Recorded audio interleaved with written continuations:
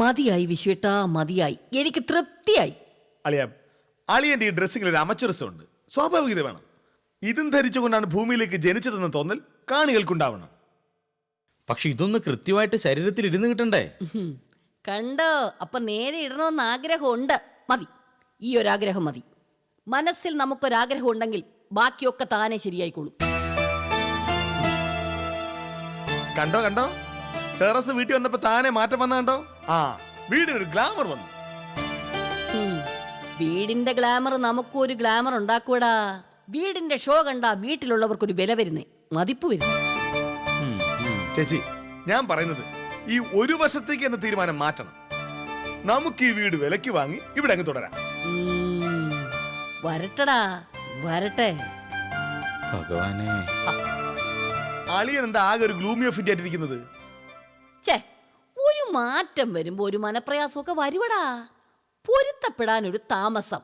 എന്നാ പൊരുത്തപ്പെട്ട് കഴിഞ്ഞാലോ പിന്നൊന്ന് മാറി നിൽക്കാനായിരിക്കും പ്രയാസം.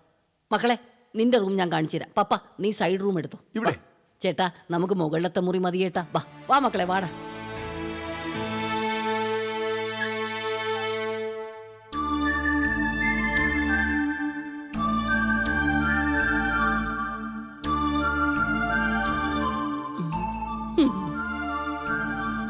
കതകും പൂട്ടി ഒളിച്ചിരുന്നു, പക്ഷേ നീ രക്ഷപ്പെടാൻ പോണില്ല.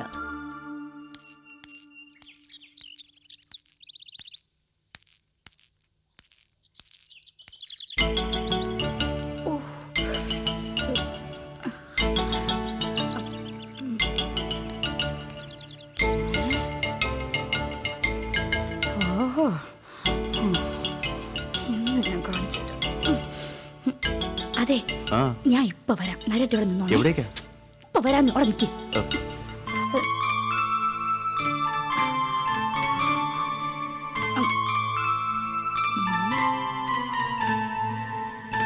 ഇപ്പൊ വരാം, പോയിട്ട് വരാം.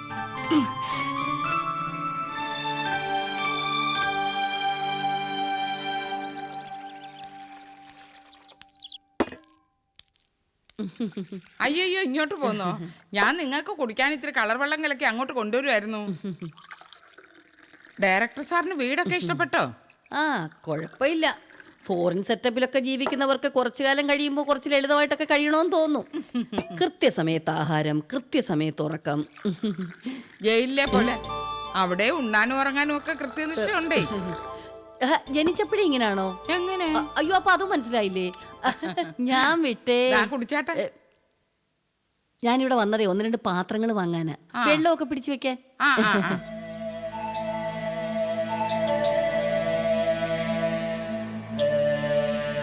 അതിനാന്നോ വന്നേ?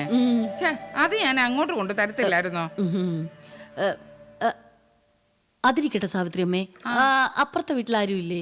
എപ്പുറത്തെ വീട്ടില്? ദേ അപ്പുറത്തെ വീട്ടില്. ഓ, ലീലാവതിയുടെ വീട്ടിലോ? ഉണ്ടല്ലോ. നേരത്തെ അവിടെ പടക്കമൊക്കെ പൊട്ടുന്ന കേട്ടു. വിഷുവിന്റെ പടക്കം താമസമാണോ ദീപാവലി പടക്കം നേരത്തെ ആയതാണോ എന്ന് നമുക്കറിയില്ല കേട്ടോ. അല്ല, അവരുടെ ജീവിത രീതികളൊക്കെ എങ്ങനെയാ, ദിനചര്യകളെ?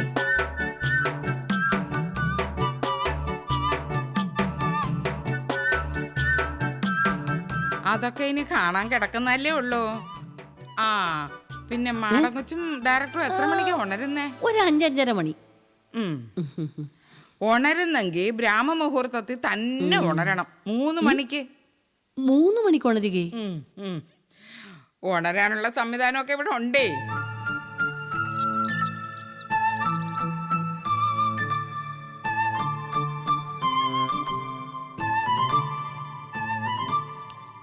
വാ, വെള്ളം കോരി വെക്കാനല്ലയോ പാത്രം ചോദിച്ചത്? ഇത് മതിയോ? മതി മതി. മതിയല്ലേ?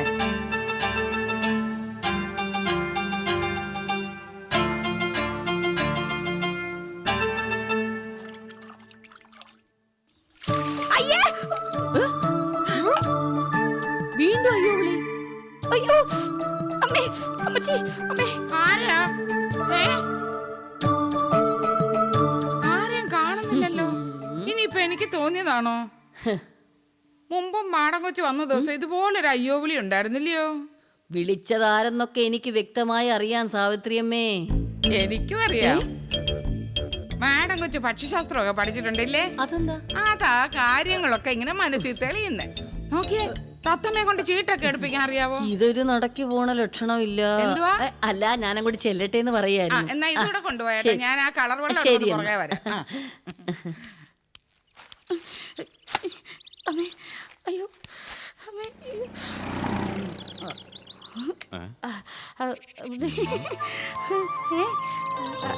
ഏയ്, മഴയൊന്നും പെയ്തില്ല. ഇതൊക്കെ ഒരു രസം, നേരമൊക്കെ തമാശ.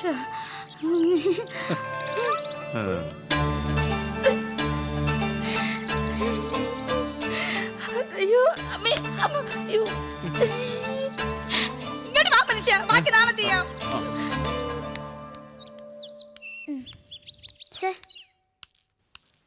മോളെ, അമ്മ വിളിക്കാൻ വന്നില്ലേ? ഇല്ല, അതെന്താ? അമ്മയ്ക്കിപ്പോ തിരക്കാ, താമസിച്ചേ വരൂ. അങ്കിൾ കൊണ്ടാക്കണോ? വേണ്ട. എന്നാ പോട്ടെ അങ്കിള്. ആ.